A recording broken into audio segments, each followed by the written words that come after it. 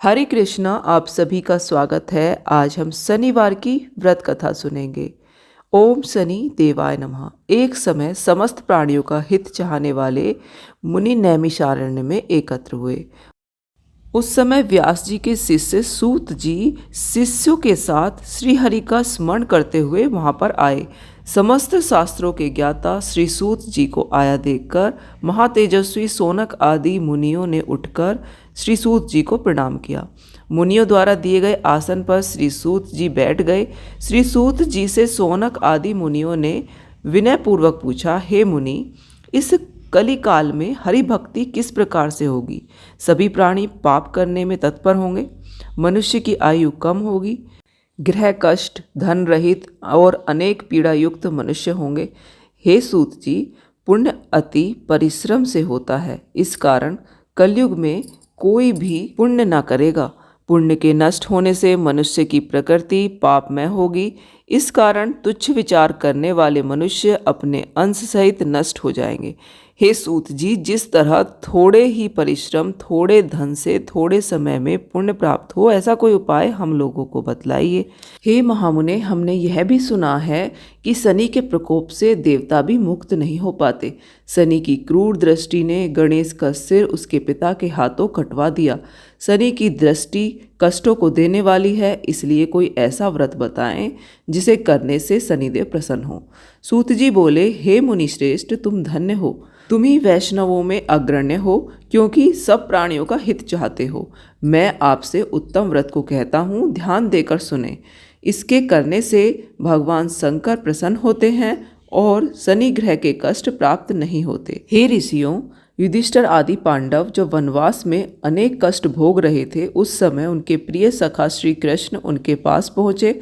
युधिष्ठिर ने श्री कृष्ण का बहुत आदर किया और सुंदर आसन पर बैठाया। श्री कृष्ण बोले, हे युधिष्ठिर, कुशल पूर्वक तो हो? युधिष्ठिर ने कहा, हे प्रभु, आपकी कृपा है, आपसे कुछ छिपा नहीं है। कृपा कर कोई ऐसा उपाय बताएं जिसके करने से यह ग्रह कष्ट ना व्यापे, इससे छुटकारा मिले। यह शनि ग्रह बहुत कष्ट देता है।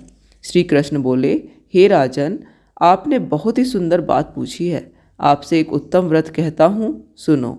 जो मनुष्य भक्ति और श्रद्धा युक्त होकर शनिवार के दिन भगवान शंकर का व्रत करते हैं, उन्हें शनि की ग्रह दशा में कोई कष्ट नहीं होता, उनको निर्धनता नहीं सताती तथा इस लोक में अनेक प्रकार के सुख को भोगकर अंत में शिवलोक की प्राप्ति होती है।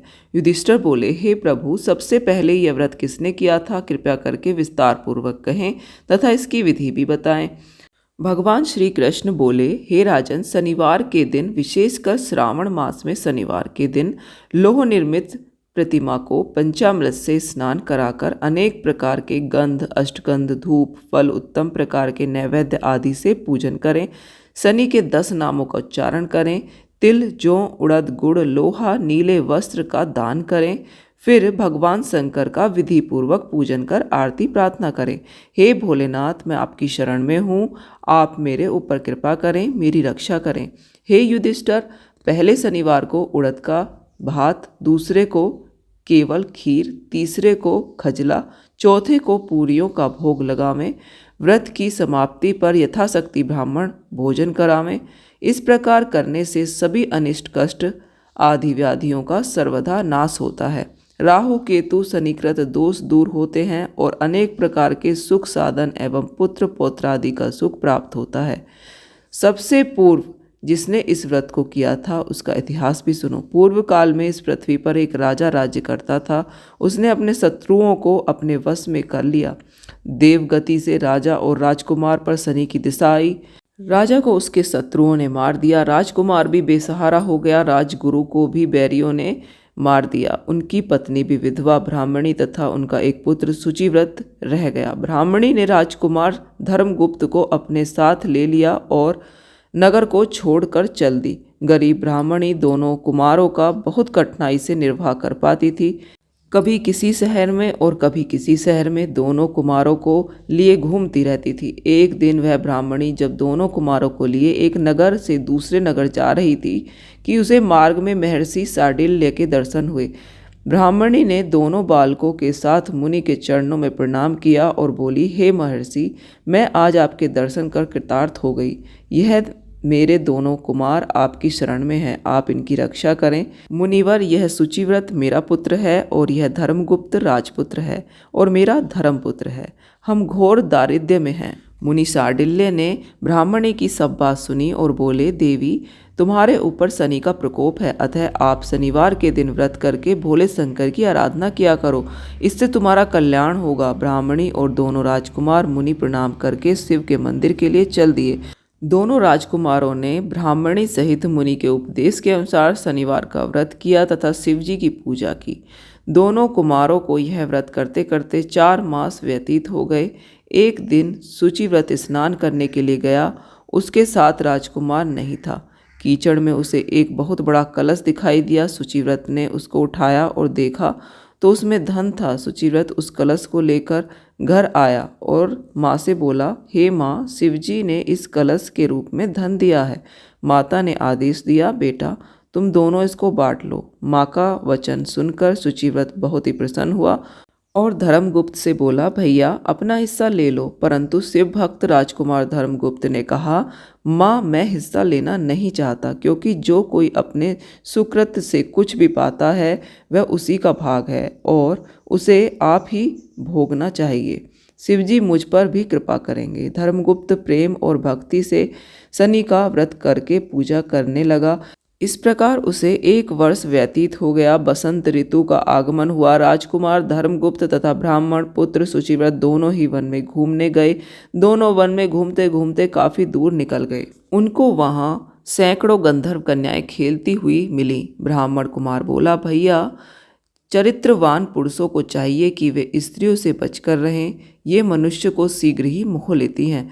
विशेष रूप से ब्रह्मचारियों को स्त्रियों से ना तो संभाषण करना चाहिए और ना ही मिलना चाहिए। परंतु गंधर्व कन्याओं की क्रीड़ा देखने की इच्छा रखने वाला राजकुमार उनके पास अकेला चला गया। गंधर्व कन्याओं में से एक सुंदरी उस राजकुमार पर मोहित हो गई और अपनी सखियों से बोली, यहाँ से थोड़ी दूरी पर एक सुंदर वन है, उसमें नाना प्रकार के फूल खिले हैं। तुम सब जाकर उस सुंदर फूलों को तोड़कर ले आओ, तब तक मैं यहीं बैठी हूँ। सखियाँ उस गंधर्व कन्या की आज्ञा पाकर चली गईं और वहाँ वह सुंदर गंधर्व कन्या राजकुमार पर दृष्टि गड़ाकर वहीं बैठी रही। उसे अकेला देखकर राजकुमार भी उसके पास चला आया। राजकुमार को देखकर गंधर्व कन्या उठी और बैठने के लिए कमल पत्तों का आसन दिया। राजकुमार आसन पर बैठ गया। गंधर्व कन्या ने पूछा, आप कौन हैं, किस देश के रहने वाले हैं तथा आपका आगमन कैसे हुआ है? राजकुमार ने कहा, मैं विदर्भ देश के राजा का पुत्र हूँ। मेरा नाम धर्मगुप्त है। मेरे माता पिता स्वर्गलोक सिधार चुके हैं। शत्रुओं ने मेरा राज्य छीन लिया है। मैं राजगुरु की पत्नी के साथ रहता हूँ, वह मेरी धर्म माता हैं।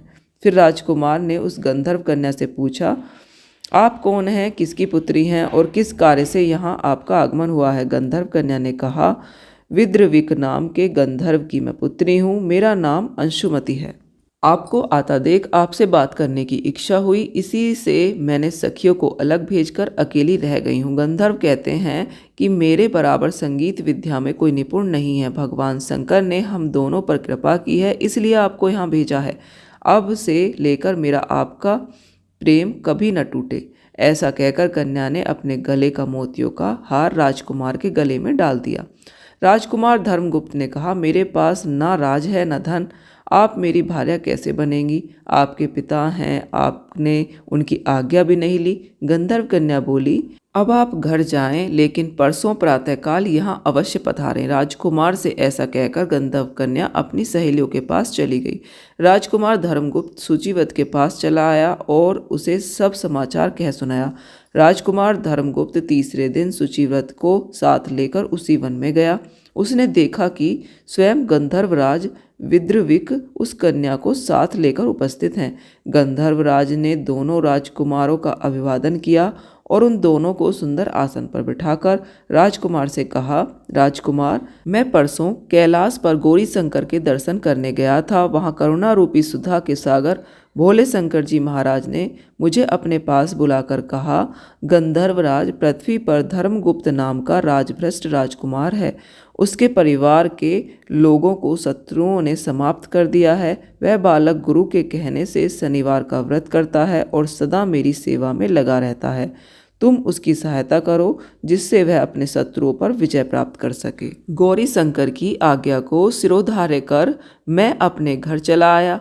वहाँ मेरी पुत्री अंशुमति ने भी ऐसी ही प्रार्थना की। शिव शंकर की आज्ञा तथा अंशुमति के मन की बात जानकर मैं ही इसको इस वन में लाया हूँ। मैं इसे आपको सौंपता हूँ। मैं आपके शत्रुओं को परास्त कर आपको आपका राज्य दिला दूंगा। ऐसा कहकर गंधर्वराज ने अपनी कन्या का विवाह राजकुमार के साथ करा दिया तथा अंशुमति की सहेली की शादी ब्राह्मण कुमार शुचिव्रत के साथ करा दी। उसने राजकुमार की सहायता के लिए गंधर्वों की चतुरंगणी सेना भी दी।